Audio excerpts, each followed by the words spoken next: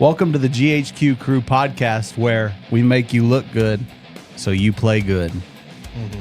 Yeah. Like this shirt that our That shirt guest is has. so This is the dope. best shirt you'll ever see. It's America. It's like America. Guys, welcome to the GHQ Crew podcast. We're so glad to have this guest today, a veteran, a crazy good golfer. I watched this guy pound balls the other day in the hitting bay, and it's kind of unbelievable.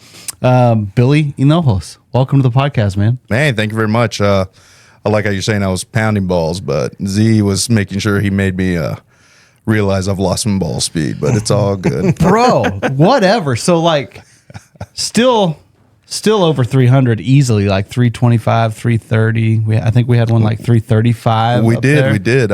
But I miss the bigger swings I used to have. Yes, sir. Yeah, just kind of things catching up to you. That old age, and I was blown up 13 times and shot twice, so that catches up. There to it you. is. Yeah. Oh my Okay, goodness. so we're gonna dive right in. This is gonna be a crazy good episode. Can you kind of start at the beginning? And I asked this question to Connor the other day. Did you start with golf, go military, and have just played golf your whole life, or did you go military and then started golf after your military career? So not at all. So I was somebody who golf kind of saved me. Yeah. So I didn't pick up golf till I got out of the military. Gotcha. So let's talk through that history. What branch were you in? So I was an Army guy, an Army medic. Awesome. Okay. And how long were you in? So I served from 2003 till 2011, but active I was 2003 till 2008, and then I did a little reserve time. So you were right in the gut of the Middle East war. And I was in the gut of the stuff. I did 2 deployments to Iraq with the 3rd Infantry Division out of Fort Benning, Georgia. Wow. And so, and again, you can talk about what you want to. And I know you said you're an open book. Give us a little bit of backstory on the being blown up 11 times. Oh man! So I just so we call like kind of our initial when I earned my Purple Heart like our alive date. I actually just celebrated. Well, I call it celebrating. I really just kind of keep to myself. But July 6, 2005 was my kind of my alive day. Luckily, I've got all my fingers, my toes, but I think it was about 5 in the morning. I got blown up my first and initial time. And interesting day, normal mission type stuff. And maybe we made it 1 or 2 miles outside of our gate and just blown up. Wow. I was driving that day. Don't remember much after that. I was pretty concussed. Was this a roadside like IED? Yeah, roadside IED. And all I remember from that day is leaving the gate, and then a few days later after that. Waking up. Wow. Or Yeah. kind of come into consciousness. Yeah, I mean, coming in consciousness, but just kind of looking bandaged up, wondering why my ribs are hurting, barely able to breathe at that time because I had broken ribs, separated shoulder, and then was realizing I had scars and cuts all over my body. Right. Yeah. Did it just like decimate your vehicle? Oh, completely. just- yeah. It's crazy how miracle. easily it just Yeah. tears it all up. Miracle that I'm here, Yeah. honestly. That's incredible. And that's at the time that vehicle I had was actually armored. Beginning part of our deployments, we were in almost nothing. Soft doors. Soft doors, anything. I had heard this. Yeah. I've heard this multiple times. We Didn't have anything. Nothing. We were doing makeshift armor. We were putting sandbags down, and we weren't even doing that at first because why do it at first? We weren't seeing much. We weren't getting many much retaliation when we went and took Iraq and stuff, or Baghdad and everything when we came through. It wasn't until we saw our first IED and what it could do when we were like, okay, we need stuff. And the IED was kind of introduced in that Yes. war. It was That new was to us. combat. Yeah. Yes. Yeah. That's wild. Yeah. So as a medic, you're kind of like frontline every time. You're Almost- having to go with somebody every time. Every single time. A lot of people don't realize that. They think that medics are, just in a hospital setting or in there. No, we're pretty much what we see here. We're EMTs, we're this, we're that. So I was always attached with some kind of unit, either infantry, third IDs mechanized, in a tank or in a Bradley or some type of vehicle. So you're always in there with the guys. So I love it. I love to say that I was part of the guys. So I was always in a line unit, infantry unit or something. And, you become one of the guys, you live with them, and you love the guys. You're a family with them. So it's awesome. It's incredible. Mm-hmm. And so you were active duty 2003 to 2008, and you did 2 deployments. Were they back to back? Luckily, no. We got a little bit of times, but if they were long deployments, you hear a lot of guys not get what we had. We had like anywhere from 12 to 15-month deployments. So long time. And it gets to you. I mean, we get maybe 2 weeks off while we're out there. So you're really, these guys that you're with are everything. So I mean, you get a little bit of everything while you're there. Some guys go stir crazy. Some guys get letters from homes that you don't need. I mean, I think I had to deal with 3 suicides in theater that a lot of people don't hear about. So it's a little bit of everything you get over there, and it gets us. Yeah, and I mean that. I take a look at this because last month was Men's Mental Health Month. Mm-hmm. You didn't hear about that; it was overlooked. But last month was Men's Mental Health Month, and just some of the stories from soldiers, retired soldiers, of the mindset that they have to deal with back here at home. Oh yeah, and like the battle that's going on in their mind every day that you don't get to see because a lot of them know how to cover it up in front and I'm happy, I'm good, but man, in their mind is just this battle. It is definitely. I think this generation of soldiers compared to, every war brings in a new thing. Past generations, we learn, I mean, let's just take basic World War I, World War II. What did we learn out of that? It was put a tourniquet on, stop bleeding. And there was little things like you would have thought that would have came out of it, but it didn't. Every war brings a new method of medical advances for everybody. This one's really going to bring in head trauma, the unhidden or the hidden stuff that we never see. Mental is going to be huge. For a lot of us, it's going to be TBI, which also stands for traumatic brain injury, and then mental health. We're seeing that a lot. We've seen a huge advance, though, in the awareness of it. I'd say probably in the last 10 years of this awareness that, man, like you guys are seen. Like we recognize that, and it's not. It's clearly it's not where it needs to be because there's still a huge gap there. But I think the advancement of recognizing like soldiers' mental health is huge. It is. It's huge, but it's also it comes into us too. A lot of us are just very prideful. Sure. I mean, that goes anybody in this room. I mean, it's hard for us to really open up and be vulnerable. It took me years, honestly. I went through some dark times because I was holding it in for too long. I was like, there's nothing wrong with me. What am I doing? Fine. That's this. Exactly. You know what I'm saying? Like, and then golf was actually what helped open up the door. I mean, what do a lot of us see in the golf course? We get angry, but we express it. Sure. A lot of us, we break clubs, we do this, we do that. Kind of exposed it. Exactly. So golf helped me express, get it out, and show the anger that I was holding out inside. And really look inward, right? Exactly. So like you kind of have to. There was some things that, thanks to golf and learning, being a beginner in golf and taking it in, it helped me see that there was something else that was bothering me, that was not being expressed out, that I was able to use to finally be like, you know what, I got other demons I've got to express or let out and figure out what's going on first before I could get myself together. Yeah. This is a fascinating topic, dude, because I have a question on this real quick, not to interrupt you, but you mentioned that every war has kind of its new thing, right? So like, would you say, because the first guy that came to mind, man, was a gentleman by the name of Robert Ryan out of Andrews. Do you know Robert? No, I haven't met him yet. He's an old school guy, bro. Vietnam War vet. Exactly. And you talk to Robert, like Robert's fought some pretty gnarly health issues, right? Some of that, I think it's Agent Orange or whatever it is. That would have been Vietnam for sure. Yeah, that they dealt with. came back and bit him. He talks about it. He's like, no big deal. If it takes me, it takes me. Mm-hmm. You know, but what you're saying is in from the battles that you saw, more of these guys are coming back with more of the mental health issues, mental health side of things. Do you think that's always existed, and now it's one of those things that since you guys went through what you went through, now it's in the forefront and it's talked about more?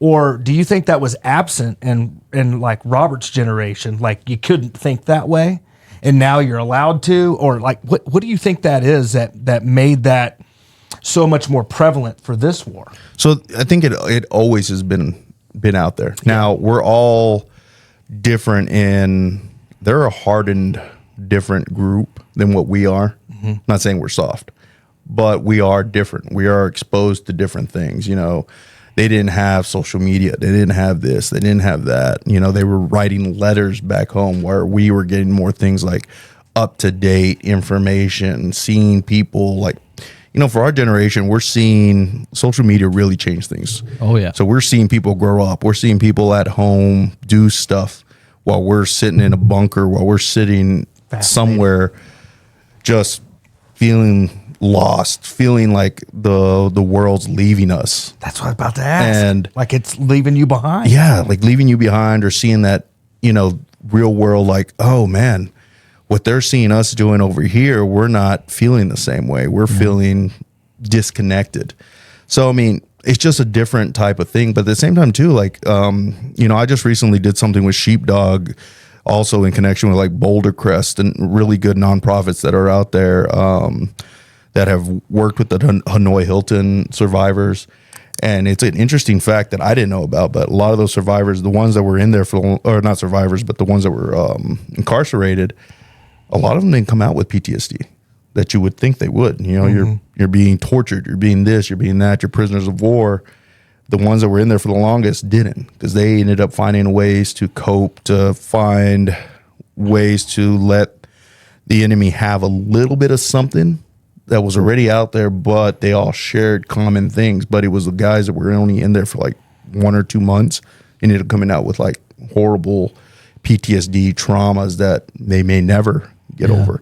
So it's interesting how things get put through there. And I think that's kind of what we're going through, where, okay, we got hit with a road sign bomb. We were being shot at. We were doing this, we were doing that. But then all of a sudden, some of us didn't get treated even. Like, so I was hit with all those IED explosions. Do you think I ever got treated for concussion, diagnosed with a concussion or anything? No. Not. And I was a medic too. So as a medic, we were just, hey, let's take care of Doc real quick. We don't need to write anything. We'll take care of him later. So whenever I transitioned out of the military, if it wasn't for my Purple Heart, there was a lot of things that the VA was like, are you sure any of this really actually happened to you? And I'm like, yeah. Are you serious? Oh, yeah. Going through it. Then they lost all my medical records too. Oh, convenient. So it makes you feel bad too, because you're like trying to tell them like, look, I did all this. Yeah. But they're like, well, you have no record. And if it wasn't for something called a post-deployment health assessment that we had to do, where I checked the box that, yes, I was blown up, they wouldn't have believed any of that. That and my Purple Heart. Yeah. Those two little things are the only reason I actually was able to get disability. The country you fought for. Yeah, and I don't want to put it that way. I mean, the VA, poor Sure. things, they're just trying, not poor things. I mean, we all hope the VA gets better. Sure. That's why every survey that comes out, I do. My wife always laughs because she's like, are you going to do the survey? I was like, oh, yeah. But it's little things like that. Yeah, they're just having to follow BS policy, really, exactly. is what you're saying. Yeah. So it's little stuff like that gets us. And it does. It makes you feel a little bad about it. And that during my time when I was saying I went dark, it was getting to the point where at that point in time, I was all hopeless. I was mad. I was angry. I'm like, well, forget it. I'm just going to drop this again. I'm just blah, blah, blah, blah, blah, blah, blah. Yeah. So it was just getting, and I feel bad because there's probably a lot of people in that same dope. But honestly, that's where I found golf. Yeah. So I didn't find golf until probably 2013. That probably just makes them feel like pawns. It does. It does. Really, It did. on a chessboard. And then today with the social media, as you're saying, and all these advancements in technology, I mean, someone that was blown up 11 times, you've got to be sitting there going, how the heck do you not know this? How could you even allude to the idea that this didn't happen to me? Oh yeah. Does that make sense? It does. And they kind of look at you like, are you sure? Come on. You're walking. You have all your toes. You got this. You got that. Yeah, man. And I'm just blessed that I did. Yeah. I mean, I've got plenty of guys that I had to treat that that are amputees, that are this. Yeah. God took care of this guy. Exactly. Because of the work you're doing now. You're a very important person. Yeah. Because of the work you're doing now, God's using you that way.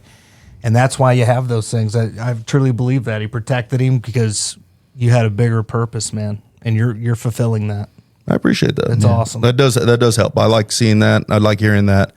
Because it does. I mean, because now it's different being a Purple Heart with all your digits and your toes. I mean, you are viewed differently because a lot of people look at you like, are you sure you're okay? Because especially now, if you saw me a few years ago, I was different. I head down, talking. I never really was as energetic and happy as I am now since I've kind of found my peace. But now it's better. It's interesting you say you found your peace. And I want to ask a question. Did you find your peace by becoming more vulnerable and talking about the things that you went through? Yes, and that's why I'm here doing this podcast and able to do other podcasts. Because it took a while. I wouldn't have done this a few years ago. I wouldn't even have wanted to. I was pride. Yeah. Mm-hmm. But golf opened that door. It was. Golf originally opened that door. Isn't that crazy? Yeah. Golf That's opened wild. that door. You know, I can remember this moment, and I just want to see if I just think this is interesting. I've talked about this moment a bunch when I got involved with golf. Now, I was not at war. I was at war with myself, right? But it was, I remember this vividly. I went out on my own. I was playing Ross Rogers Golf Course in Amarillo, Texas. And I was on the west side, number 1. And I remember I hit a beautiful drive right down the middle, which at that time never happened. Love it. But I'm walking down the fairway. I was walking, and I walked down the fairway, man, and I stopped probably 200 yards into my walk. And I literally just stopped. And it's about 7:30 in the morning. There's still dew on the ground. The sun's up. There's no wind. It's just one of those mornings. You can smell it, right? You got it? You can smell the grass. You can just, man, and I just stood there. And in the moment, I don't think I realized how huge this moment was, but I remember I thought about my father and how he would love it because he always talked about that peace and tranquility. He was a firefighter for 20 years, and PTSD, some of the things he saw were probably very similar to some of the things that you saw in terms of you know, death, destruction, so on. And I just remember thinking he would love this. And I looked around, man, and it was this just profound moment in my life where I went, literally, I said these words, this is the most beautiful thing in the world. It's just me and the golf course. You're vulnerable, you're open, but it's just you. It's just you. But there's so much more that comes from it. Yeah. You know, and if you'll allow yourself just to stop, it really teaches you this beautiful thing of sometimes you just got to stop, take a breath, look around, and realize how beautiful this thing is. You got one shot at it. Completely agree. And 11 times, man, plus 2 with being shot. You've had those moments where it's like he gets to the golf course. How thankful are you and how beautiful is it at that point? And did you even see that the first time? Oh, not at all. I remember going to the golf course and just thinking like, I need to get better. I need this. I need that. You know, head going 100 miles an hour and just snapping clubs. Yeah. But it was when I finally found that peace whenever I could walk in the mornings, especially in Alpine. whenever it is just perfect in the mornings. And then then not too long ago, Whistling Straits, it was one of those like, oh, awesome moments when you see the dew and just getting to really take everything in, where you really feel like, I can't believe I'm here right now. I'm walking on this beautiful piece of earth, where I get to kind of look, reflect back on my own life and think, wow. Yeah. And so it is. And that's kind of why I'm always a big proponent on anybody golfing now, kids. Sure. It's just a humbling game for anybody, regardless. And that's why I always try to tell anybody, it doesn't matter where I am, what I've done in my life, or who you are. This game can bring out anybody's problems. And that's kind of where I tell anybody, like, don't even put yourself in my shoes. Keep yourself in your spot and use this game just to humble yourself. That's very true. God, that's so cool. That's very true. So you started playing 2013. Mm-hmm. How'd you get introduced to golf? Introduced to golf thanks to my wife. At that point in time, we kind of were using that just to get to know each other. Yeah. She was just finishing college and I was getting out of the military. So we were just playing all the Austin golf courses, Heck yeah. walking, playing, getting to know each other. Kaiser, Exactly. Jimmy Clay, every single one you can do. And then what really got me hooked was I went on a fishing trip / golf trip with her parents and myself, and her dad shoots like low 70, mom shoots mid 80, and she shoots another like 70. But what really got me is her mom shot in the low 80, and I can't even keep a ball in play. So I'm like, can't let my mother-in-law beat me on a golf course. So that next weekend, I went straight to Grey Rock and got a membership and was like, I'm about to learn how to play golf. Yeah.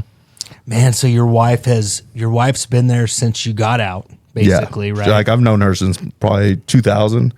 And while I was in Iraq, the whole time she was sending me care packages and stuff. So we've been friends for forever. There's always a great woman behind a great man. Yeah. That's true. You know what I mean? Very true. She's been good. She's taking care of me. I really appreciate that. That's cool, man. So you got introduced in 2013, and it was kind of that drive, like, well, I'm not going to let people be better than me, especially my mother-in-law. Oh yeah. And then I met, that's another thing too. So then you get into a golf membership and then start meeting friends. Yeah. And then start meeting people like-minded. Then you're hitting golf balls, get frustrated at the range. And then people come in and start giving you tips, but not just bad. Like, we're all going to get those bad tips at the range. Like, hey, keep your head here, do this, do that. But then these guys want to be your friends. Like, hey, why don't you come play with us? Learn how to play.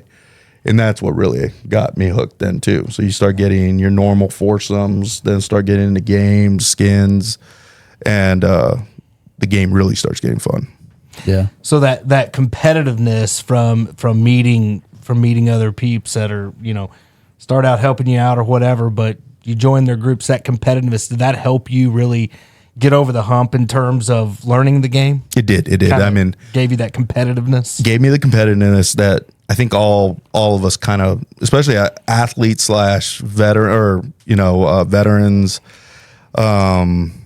all of us that are kind of just looking for that little small edge. And then actually all these guys that I kind of met at Grey Rock, I think next in August, we're going to Bandon Dunes to go play. Not too long ago, we went to Pinehurst. So even these guys that I met when I first started playing, now we travel and play, which makes it even better. So, I mean, it's just how golf brings people together as well. I mean, look at right now with us three, y'all have seen me coming into the shop many times. And then, Z, I made good friends with the very first time I met him in Alpine, Texas, which brought me to the shop. Nate does the best work in town. I can pick his brain and work through stuff. It's just, I love the network that golf brings too. Yeah. So golf, you get involved in golf, but you've had some pretty unique opportunities in golf as well through the veteran golf leagues. And so can you kind of go into that a little bit? So sure. So golf, like I said, it's been a saving grace for me. So the only reason that really, like right when I was starting to come out of my peak of trying to figure out, okay, what am I going to do now that I've realized I love golf, but now I need to find an outlet to get involved back with vets. Because during my time of being angry, being mad at the world, and just hating myself for some odd reason, I got away from vets. And I think that was because of my medic side, seeing people die. I just was afraid of being around veterans too, because during my time and even out, like the suicide numbers were just going through the roof. A lot of my guys, as soon as they transitioned out, were starting to take their lives. And it was starting to really make me go dark, because it was like at the time too, like, what are we doing? We're not reaching out. You know, we all went our separate ways. We're not calling each other. Facebook, we're trying to make groups. It's just weird. So it was happening. We're still trying to reach out to guys, and they're still taking their lives. I think we lost close to like 52 guys in Iraq from my group. But I think we've lost more than 53, 54 to suicide since being out. So, I mean, the numbers are ridiculous. So, you know, for being a guy that was a medic that got so close to these guys, it hurts. Yeah. During my time in the military, you know, I mentioned that I had 3 suicides. During that time too, I started distancing myself from the guys, and I didn't realize that until later on when I started talking to people. So I stopped going to memorial services in theater, like really towards the end of my deployment, when I knew I was kind of going to transition out, which now I look back and it hurts. So recently I've been using traveling for golf tournaments to go visit guys' grave sites and doing stuff, which is pretty good for my health now, getting to finally mourn and put to rest these brave soldiers that we lost, and the true, you know, in my opinion, the true heroes that gave the ultimate sacrifice. But you know, going back to what this is, so the VGA, or the Veteran Golfers Association, gave me the opportunity to not only get into like a flighted competitive organization, but it gave me a path back into veterans, into like-minded people, and gave me that competitive place to compete and earn awesome stuff. Not only that, but the real reason you want to be part of this organization isn't to get, well, I mean, I'm wearing my national championship ring that I got for winning the Purple Heart A flight, because I am this year's or last year's national champ. Those are all awesome perks. Yeah. But really, it's the camaraderie. It's really getting yourself back into the organization, being part of it. The family. The family. Brotherhood. So that's what I've really loved. And it's exactly what we're talking about. Even last week, we put on our Texas State Championship, because now I'm also the West Texas golf director with the organization. I volunteer and give back my time. But we had the hurricane come through for it. But the guys still wanted us to put on the event. And we thought everybody was going to be mad at us, because we had to tell everybody, look, the course may tell us you're only getting 9 holes. So give it everything you got. We're going to put it on until the course says we're done. So we did. And it was an awesome event, gave out some awesome bling and swag, and crowned some champs to advance to our regionals. That's going to be done in Purdue for the Central region. But what we loved the most was everybody staying around, sticking around, even though there's a tornado that supposedly hit on the east side of Tyler. Just to sit down, talk. We had our president of the organization there, and just people wanted to come up, meet him, thank him for the organization, and just see people bonding and having a great time there. I think we had 130 veterans from across the state, Oklahoma and stuff. I mean, that's really what we're there for. And we also, one of our state director, who we've had there for about 3 years, who's really been growing our state really well, is transitioning to another nonprofit, which is called the Texas Wounded Warrior Foundation.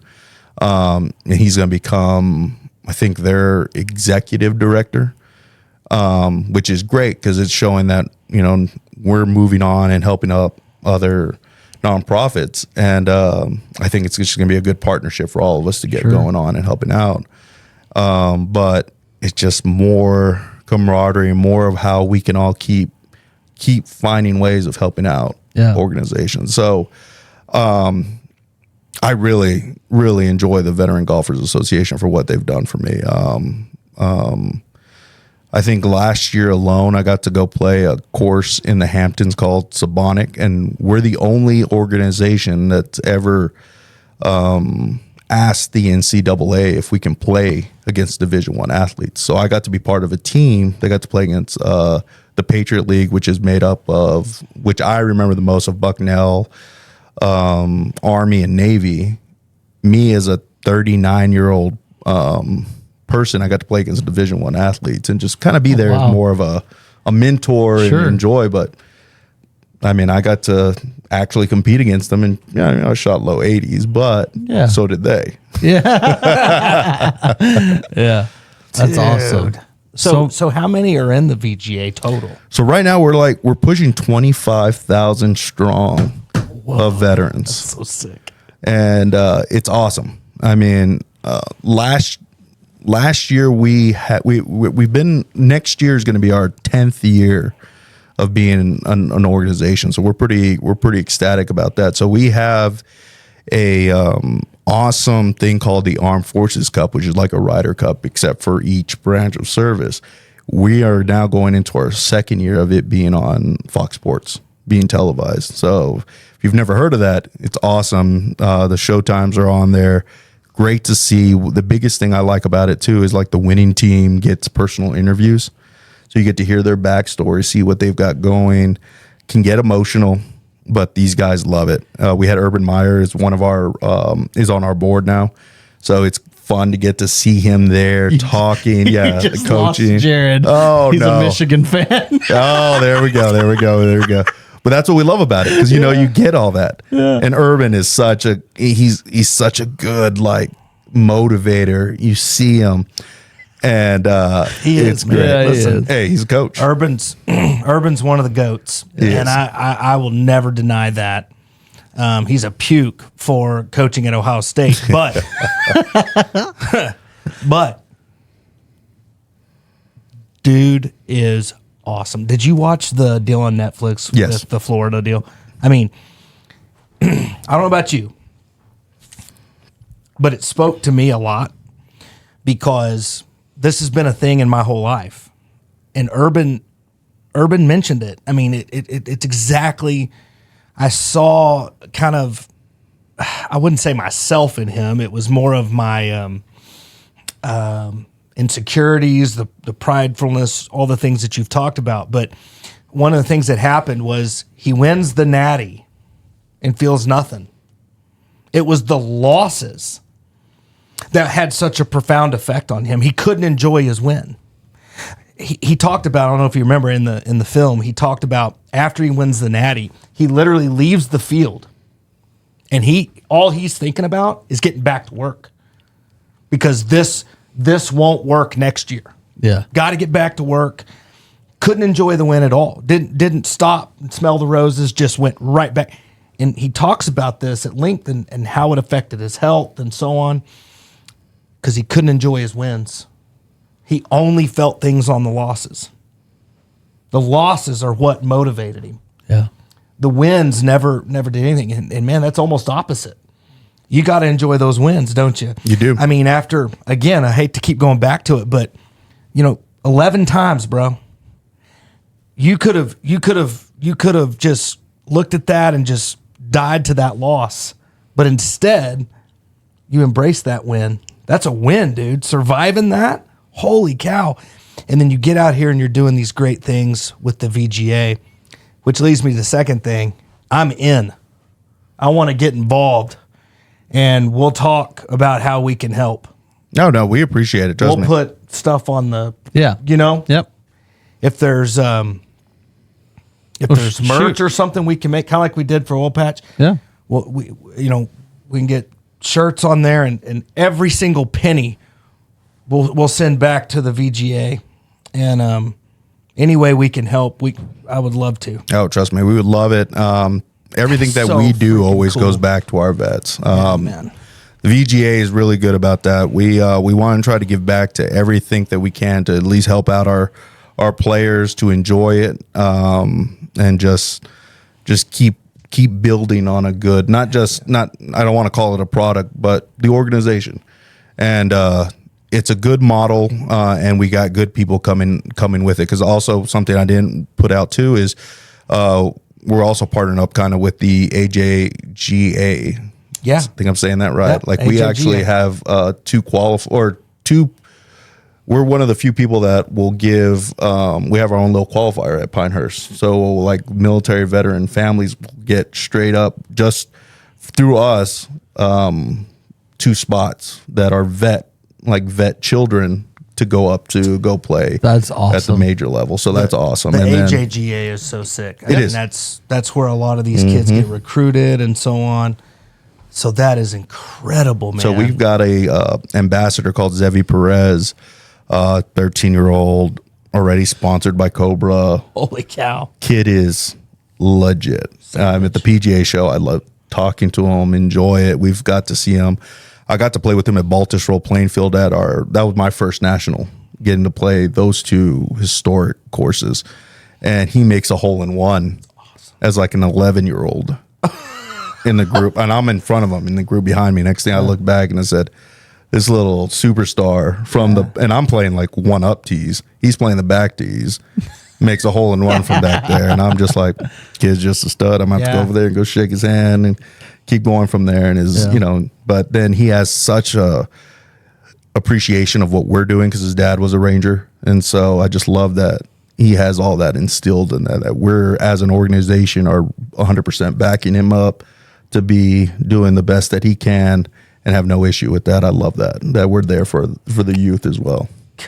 Man, and then that's huge work right there, man. And then I know our president just gave a little hint of our next. So we have 3. Right now we have 2. We have that Armed Forces Cup that I'm talking about that we do big. We have our huge national event that I won. So that's where we're like all of our flights come in together and compete. But now we're about to have our 3rd big national event that he hinted. So I'm pretty confident it just got inked, but we hinted, and it's going to be done at Liberty National with the TW, big TW name. And basically what we're hearing is that it's going to be 1 pro with one of our scratch golfers or 1, single digit handicaps and 2 Evans scholars, caddies. Wow. Is how it's going to be partnered up for the event. So I think that's awesome. even better to get it going. It's because our Armed Forces Cup is kind of geared towards people more higher handicaps, but people that are really playing in all of our events. Because each one of our events, you get points. Yeah. So they're really trying to get those guys, more older gentlemen too, that can get out there and really hustle and get our points. So this one's going to gear toward our single digits, which is what they've been asking for and wanting. Sure. And it's going to have its own qualifying, but it'll be done at Liberty National. And I'm pretty sure it's going to be pretty nice to see it at a Tiger Woods course. Yeah. Sick. What'd be sick is if TW shows up. I'm pretty confident there's a good chance he's going to be there. That'd be awesome. Tiger Woods. Yeah. Connor, make sure we write down. I want to on Fox. I want to figure out when this is going to be televised. We're going to blast that everywhere we can. We got to get everybody watching this, man. It's so gonna be cool. something. Yeah. Yeah. So Connor's giving me the thumbs up. He's got it covered for us. I just have a quick, this is off topic. I'm just curious. My brother, I call him my brother. He's one of my dearest friends in the world, Rocky Vines, former Ranger sniper. I'm curious about something just because, I watch a ton of stuff. One of my favorite guys is Sean Ryan. Do you ever watch his podcast? I have seen a little bit of it. Man, he always has some great guests on there, but he's one of those guys that is, as a former SEAL, he's seen lots of stuff, right? And he talks about that mental health side and how big of an issue it was. My question is this. When you enlisted in the Army, I know you're a medic. Did you have to go through Ranger school as an enlist? I mean, when you come into the Army, is that a requirement now, or is that more of a? I just don't understand kind of how it works. I've heard that you go through Ranger school, and then if you want, you can go to Ranger Bat and all that. And So is that the same thing? Like, no. How does that work? Luckily, for us, and you want it to be this way. Okay. Rangers are select few. I mean, it's still an excruciating way of getting through. It's still best of the best, cream of the crop. Yeah, he told me his So training if you're was going to go crazy. become a Ranger, you still got a selection process. Okay. You've got to volunteer to go through that because there's still, it's even though you get selected to go to Ranger Bet, there's still a way of getting weeded out. And they're not gonna. It's a best of the best still. So you get those tabs, which I don't have. You're cream of the crop. He told me, like, just his sniper training, dude. He was telling me about one of their field trainings. It's crazy how they prepare those guys. I mean, And what you have to do just to pass. And we Like, still you got to lay in a field for 2 days or 3 days and not be seen by old boy. Yep. And hit and get shots off. oh yeah. Yeah. I mean, and we still have special forces on top of Rangers. We got Yeah. Rangers, we got special forces. I mean, there's still tons of stuff. So if you ever get a chance to meet a Delta, those guys are. I've seen some on the YouTube, Awesome. man. Holy cow. They're different breed. Yeah, they're almost like MDs out on the field. I mean, those guys can perform small surgeries while they're out there. So I mean, those are the guys that. Yeah. I got to train under one or two while I was out in theater, and the things that they taught me definitely helped save soldiers' lives while I was out there, just because of the small little clinics they would put out for us and learn from. It was definitely things that you don't miss out on. Yeah. And to your point, though, like, this is why the veteran stuff is so stinking important, man. The word, I can't even express it enough. Which it's an honor to be sitting next to you, man. No, and I appreciate y'all having me. I mean, this is great. What you're doing is so big, because I've seen Delta guys, I've seen Rangers, SEALs, the cream of the crop, as you're saying, and they come home and they're not right. Yeah. You know, they have things they got to deal with, and you're 25,000, man. You're providing an outlet, and your team, I should say. Definitely a team. This organization. You're not a prideful man. No. Your team, your organization, is providing such an amazing outlet for all of those guys, and you're changing lives, bro.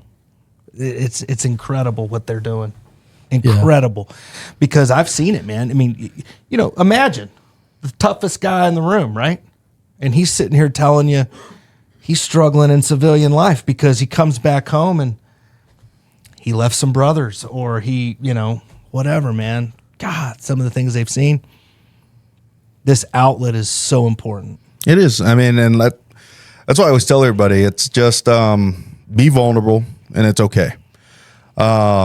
Find a passion. You know, mine luckily is golf. Yeah. But there's just so much more out there. I mean, you know, that's one good thing about some of these other nonprofits I found. They're all also teaching other things. You know, you got archery, you got, so there's that Sheepdog's about to send a whole bunch of good people to go do Mount Kilimanjaro.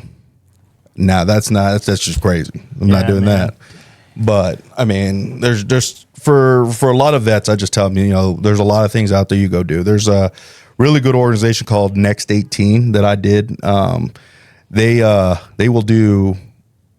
They'll give you. I went and did at Aaron Hills, and they'll do like he kind of has a model of trying to simulate theater type stuff, like kind of when we're in theater, things kind of, you know, you're on mission, you're in a very high, but then you head back to your base, you're back low trying to calm down, then all of a sudden a mortar might come in, then you're back on that high, then you got to relax and recharge. So his idea is, I'm going to give you a chance to talk about your experience. You're back on that high. Yeah. Then I'm going to give you an hour of PGA instruction on Aaron Hills, back on that low. Then I'm going to give you an hour where you come back, you're going to hear about somebody else's experience. And so you'll listen to a guy, which I had a guy gave us an experience, or, you know, now he's blind, and he had led his group back in to a pretty chaotic situation where an RPG came in and basically wiped out everybody on his group. And he was one of the sole survivors, but then he doesn't even remember seeing, hearing anything. So all of us are just on a low. I bet he felt a lot of guilt. He does. Still all that does. kind of stuff. Yeah. But now he's opening up and talking and sharing and, making us. And then get another hour of PGA instruction. One more story. Go play 18 holes at Aaron Hills. And you'll do that for about 3 days for this training that he's doing. And like I said, next18.org. I want anybody to give that a shot if they're a veteran listening in. But it's awesome because it really will get you helping you open up, especially if you never have before. And it's open not only to vets, first responders, because right now too, we got to look at police officers, firefighters, everything. They're in it. And those guys are in it every single day. So that's what I like about that camp. And that's one good thing I've been lucking out is not only am I finding my organization, but I'm finding other organizations that are there to help us out. Like in Texas, we got the Military Warrior Support Foundation. They're huge with, you got to see it just the other day with George Strait, and Kyle Field, but they're partnered up with them. So they do like home giveaways, car giveaways all around through the area. I help them out with golf experiences. We took, I think it was 12 Purple Heart vets to Pinehurst #2 and Forest Creek up in the Pinehurst area this year, and we also took a few to Chambers Bay not too long ago. So like, I'm not only working with my organization, but we're also trying to branch out and do as much as we can. And which is what I love about my organization is, say there's something we don't do, because we do get a lot of gripes every now and then. We're not perfect, like any organization. Sure. So if we can't do something, say an organization or a player comes up to us like, hey, we need clubs or we need something, we'll try to send them somewhere to like the SMGA or somewhere or an organization that could probably help them out a little bit more. Like, you need lessons, you need this, you need that. Hey, look, this is what I do. I can help you out and send you somewhere. Or like whenever I'm putting on my events, each director has their own way. Like for me, mental health is huge. So I know before I start any event, I always have something I talk about, which is mental health. So I always make sure hey guys, I want you to learn about the person to your left and right, or the guy that's in your cart. Because if you don't take somebody's name or maybe make a friend, somebody that you didn't know past this event, I think you're doing an injustice to yourself. Yeah. I can't imagine. One of the things you talked about was the highs and the lows.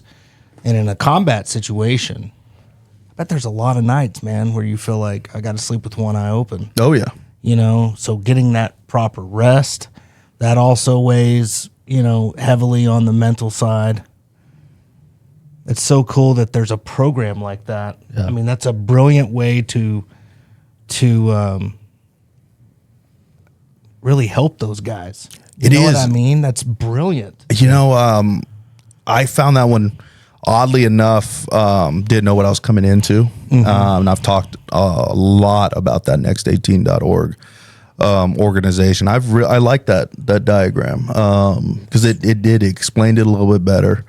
At that point in time, I was still at the point where I was looking to understand what I was going through. Sure. All these have actually really helped out in the golf game too, because I went 2 years where I'd go to the national championship and not win it. I was also struggling with alcohol abuse and a few other things. And now I'm about a year and some change sober. Awesome. And and I thank y'all very much. And I kind of attribute some of these organizations and learning kind of what I've been struggling with and maybe what was causing it. And it's one of those things you got to look inside. Okay, what am I using alcohol for? Yeah. I'm using it to Coping mechanism. Exactly. So it's just a lot of stuff and it's all, anybody can tell you like, oh, hey, look, you might be drinking a little too much, but it takes a while for you to understand that it's me that needs to change. And because I wasn't getting in trouble, wasn't doing this, wasn't doing that. Well, and a lot of people don't understand that that's just the surface of something that's so much deeper. Mm-hmm. And we look at, again, addiction, right? We look at people like that may be struggling with alcohol, drugs, whatever it is, right? And we like to just pick on them for the surface level and never dig deeper into what caused, because it's just a coping mechanism. It's just something to cover up pain. And so we ostracize people because of the outward coping and never ask the question, what is causing you to cope like that? Exactly. And at like this whole episode, I don't even think you understand, Billy, how many it's going to help. Not even just people who aren't veterans. It's going to help so many people to become vulnerable, because the vulnerability is what heals the hurts and the pains and all the stuff that's deep down when you let it get some light. As long as it stays in darkness, it's just gonna remain. No, for sure. And that's what I mean, it took a lot of gut checking. Sure. And it took a lot of Swallowing pride, doing dumb stuff, but I'm getting to reap the benefits now because of that, producing good fruit. Exactly. Yeah, and the other responsibility is to all those that are watching that did not serve. Yeah. And you just, I think so many times we get desensitized. We don't understand what men like this have gone through, and his buddies. And dude, you may come back from war and you may be unscathed, untouched, never been blown up, nothing. But that trauma that even those people have seen and dealt with, man, it's real. Yep. And I think so many times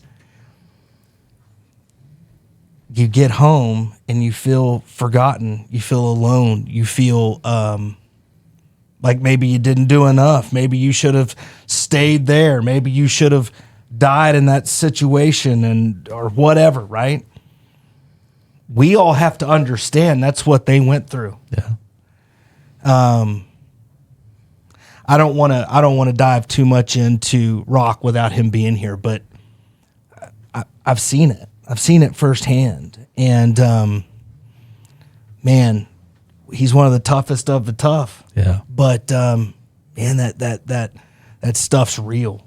Absolutely. But what they went through is the realest thing in the world. And we can't comprehend it. We weren't there. So it's definitely a different thing. But there's always undertones for everybody. And that's what I always tell them. Like, look, I understand we all have different things, but we can always use some of that to understand and relate.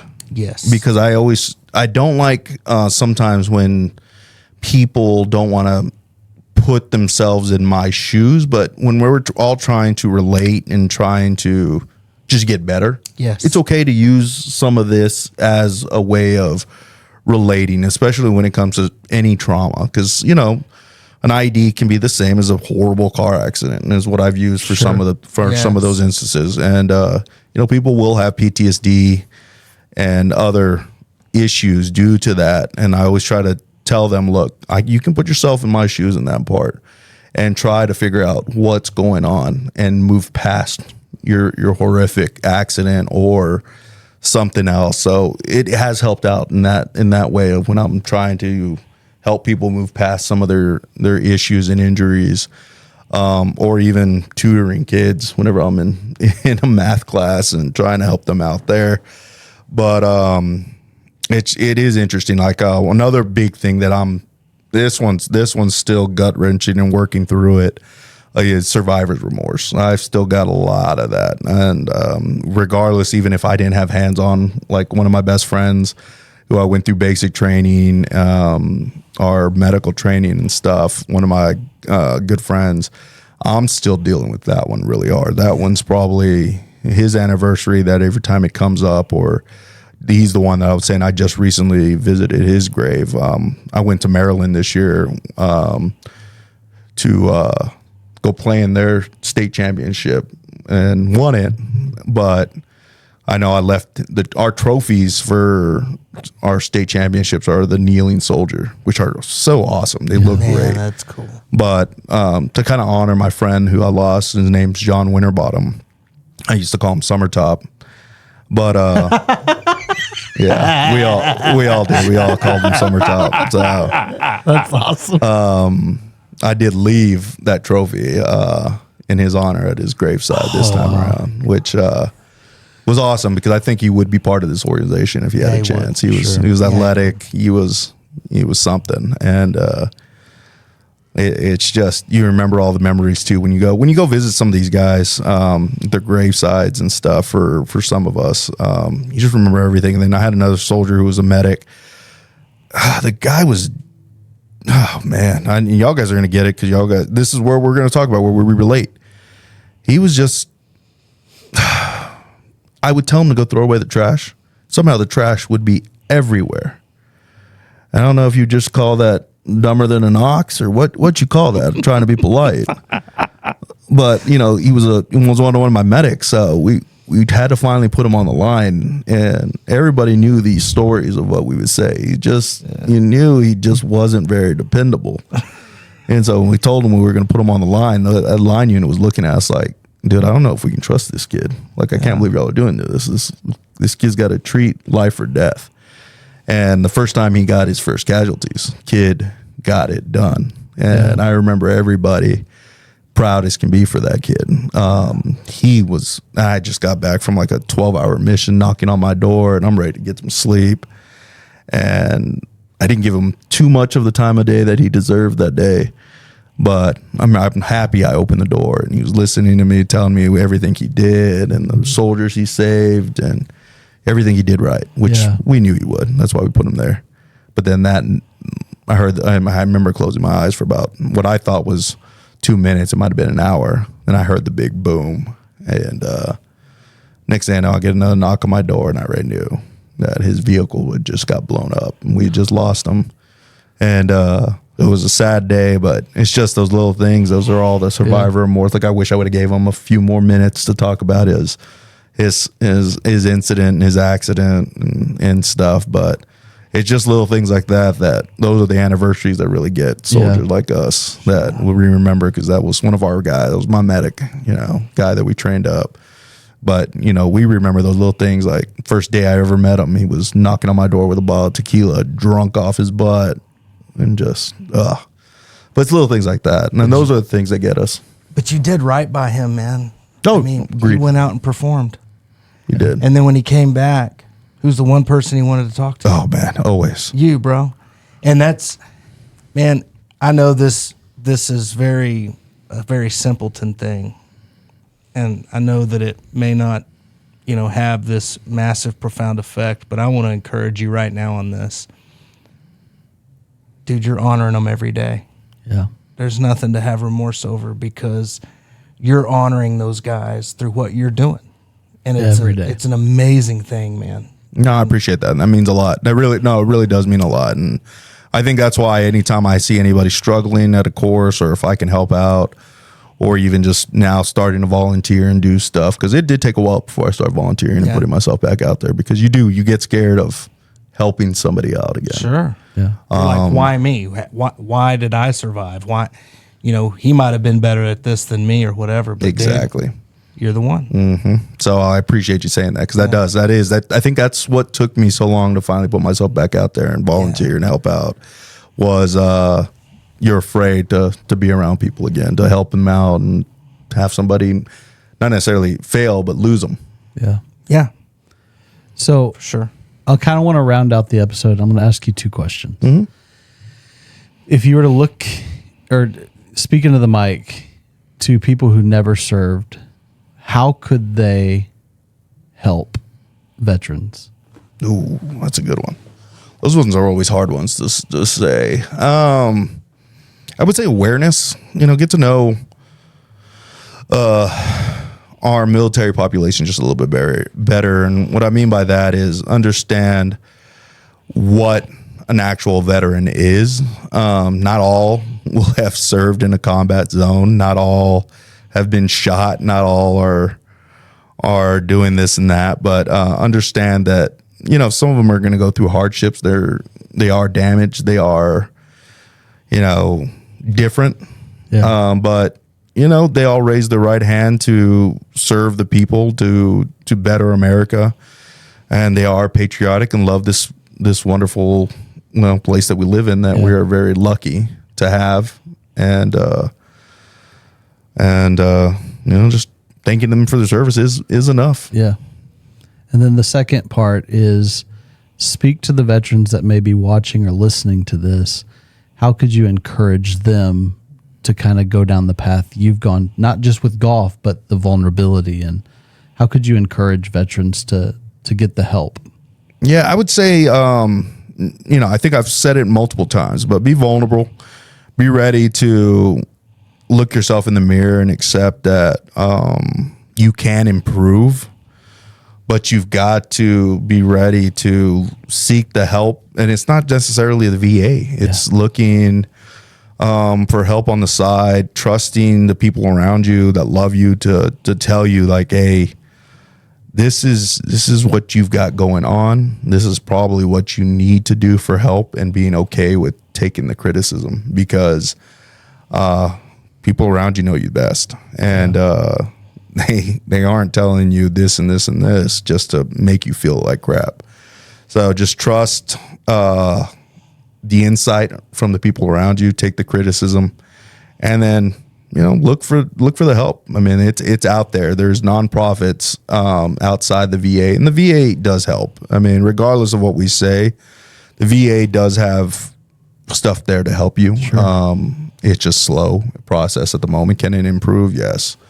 But they do have great doctors, great people in the organization that are there to help. I mean, I'm living proof of that too. I've seen it. They do help me as well. But there's nonprofits that are all out there. You just have to look, and they're there to help as well. Yeah. Holy smokes. Well, I think a good step would be that, we're going to put these links up. So okay.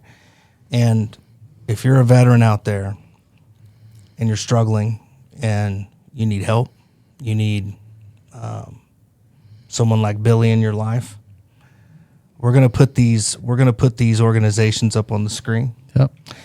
And you can also, at the end of the day, if it's tough to reach out to those organizations, you can't get a hold of somebody, what have you, email us.